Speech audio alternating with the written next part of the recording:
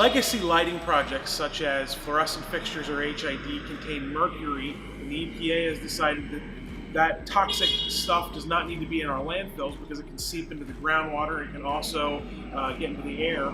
So the EPA now requires that any type of product that has mercury in it has to be recycled.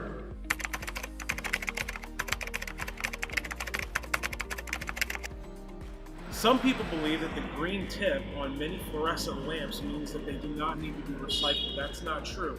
The green tip means that there's less mercury, not that there's no mercury. The EPA recommends that all fluorescent lamps, regardless of what color the tip is, are recycled.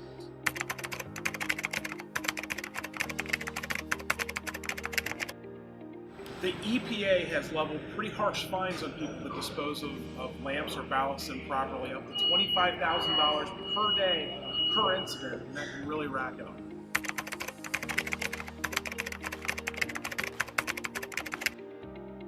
One of the solutions that CBT has to help with recycling are these prepaid boxes.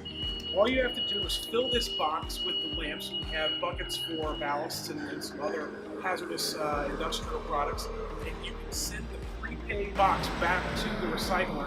So all you have to do is fill it up, put the label on it, and send it. Another solution that CBT has is to replace the legacy light fixtures with LED. One of the nice things about the LED technology as it's become more popular is that you can half the energy required. They run for 50,000 to 100,000 hours. Something like this, if they were to go bad or in the future when it's time to replace them, you can just put them in your dumpster with the rest of your waste.